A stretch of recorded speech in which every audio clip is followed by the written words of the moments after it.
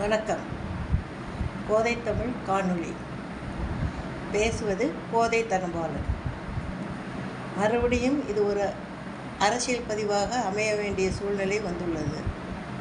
முன்பு இதற்கு முன்னம் முதல் காணொளி திருப்பரங்குன்றம் பற்றிய தீபம் ஏற்றும் விஷயமாக நீதிபதி ஜிஆர்எஸ் அவர்கள் வழங்கிய உத்தரவின் பேரில் நடந்த சில நிகழ்ச்சிகளோட குழப்பங்களை பற்றி நான் சொல்லியிருந்தேன். அதை ஒட்டி அடுத்து நடந்த சில முன்னேற்ற கட்டங்கள் அல்லது மேல்முறையீட்டு சங்கதிகள் இவற்றை பற்றியும் பாராளுமன்றத்தில் நேற்று எழுந்த சில இரு பிரச்சனைகளை பற்றியும் உங்களுடன் பேசுவதற்கு நான் இந்த காணொளியில் வந்து நிற்கிறேன். முதலில் இம்பீச்மெண்ட் மோஷன், அதாவது பாராளுமன்றத்தில் நீதிபதி நீக்கம் என்ற முறையில் திமுக எம்பிக்களும் இந்தியா பிளாக் உள்ள இந்தியாவில் உள்ள உறுப்பினர்களும் பாராளுமன்றத்தில் நீதிபதி நீக்கம் சம்பந்தமாக தாங்கள் கையெழுத்திட்ட மனுவை பாராளுமன்ற சபாநாயகர் கையில் கொடுத்துள்ளனர். இது பலருக்கு பலவித சந்தேகங்களை உண்டு பண்ணியது. சந்தேகங்கள் என்பதை விட குழப்பங்கள்.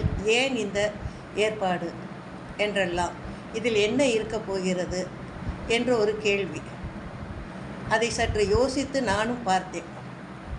இதற்கு முன்னம் 2 நீதிபதிகள் மீது இது போன்ற பிரேரணைகள் கொடுக்கப்பட்டுள்ளது. அவை கிடப்பில் போட்டுள்ளன. அதே போன்றுதானே இதுவும் ஆகும். எதற்காக கொடுக்க வேண்டும் என்று சிலர் கேள்விகளும் எழுப்புகின்றனர். அது அப்படியல்ல. காரணம், ஜிஆர்எஸ் நீதிபதி அவர்கள் அளித்த உத்தரவு பலவித சந்தேகங்களை கிளப்பியுள்ளது. திருப்பரங்குன்றம் மக்களுக்கு நேர் விரோதமாகவும் இருக்கிறது. இதை நாம் நீதிபதியை குறை சொல்லி நாம் போக முடியாது. மாறாக விளக்கம் கேட்டு நாம் செல்லலாம். அதற்கும் அவகாசம் இல்லாமல் அவர் அவசரமாக உத்தரவிட்டதின் அவர் காரியம் நிறைவேற்ற எடுத்துக்கொண்ட முயற்சியை பார்க்கும் பொழுது ஆர்எஸ்எஸ் பின்புலம் அதில் அதிகமாக தெரிந்தது. மேல்முறையீட்டு போனாலும் அதே உணர்வு தான் எல்லோருக்கும் வந்தது. இதை மறுபடியும் நம்ம எடுத்து உச்சநீதிமன்றம் போனாலும் கால விரயம் ஆகலாம். நமக்கு தெரிந்தது தானே. இப்போதெல்லாம் நீதிமன்றம், தேர்தல் ஆணையம் இவையெல்லாம் யாருடைய கையில் இருக்கிறது என்று. எல்லாம் ஆர்எஸ்எஸ் மெம்பர்களுடைய ஒரு அனுகிரகத்தில் தான் அவ்வளவும் பாஜகவுக்கு, மத்திய அரசுக்கு ஆதரவாக நடக்கிறது. அதனால் துணை சேர்க்கும் வலுவாக இந்த பாராளுமன்றத்தில் இந்த இம்பீச்மெண்ட் மோஷன் கொண்டு வரப்பட்டிருக்கிறது. அதை நாம் புரிந்து கொள்ள வேண்டும். அடுத்தது எஸ்ஐஆர் ராகுல் ஓட்சோரி என்ற முறையில் வாதங்கள் புரிய வேண்டும் என்று எதிர்க்கட்சி தலைவராக இருந்து கேட்டுக்கொண்டதற்கு இணங்க பல வகையில் போராடி நடந்தது.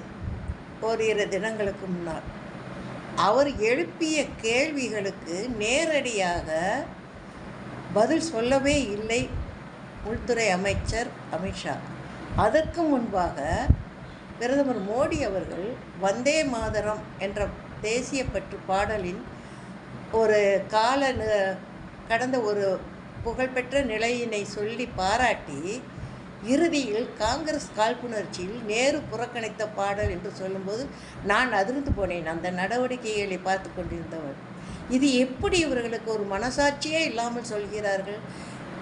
இதை காது கொடுத்து கேட்பவர்கள்லாம் முட்டாளா என்று பார்க்கும்போது தான் நான் யோசித்தேன், இது எனக்கானதல்ல, என் போன்ற வயதினருக்கான பேச்சு அல்ல.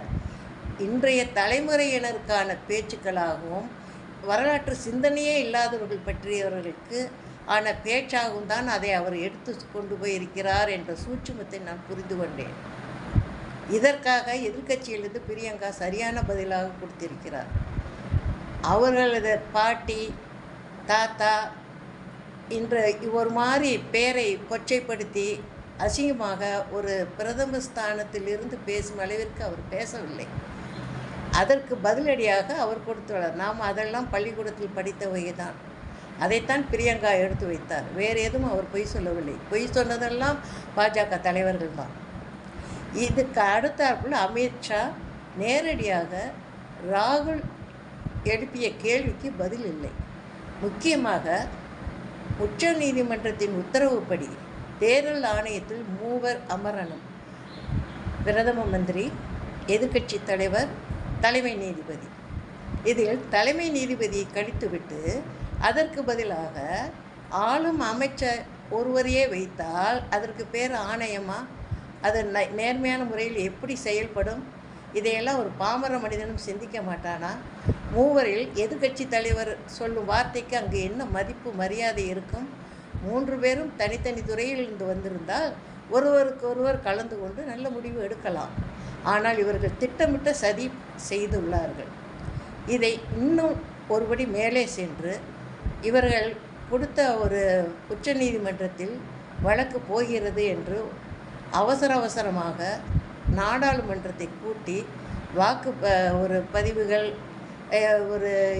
எதுவுமே நடத்தாமல் தேர்தல் ஆணையர் மீது யாரும் எந்த வழக்கும் தொடுக்க முடியாது என்ற ஒரு சட்டத்தை எதற்காக கொண்டு வந்தார்கள்?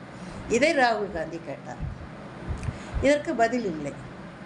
பிரேசில் நாட்டு ஒரு நடிகையோ அழகியோ தெரியவில்லை, அவரது படம் எப்படி அது ஹரியானாவில் 22 முறை வாக்காளர் அட்டையில் பதிவானது என்று அந்த படத்தை பாராளுமன்றத்தில் அனைவரும் காமிக்கவும் செய்தனர்.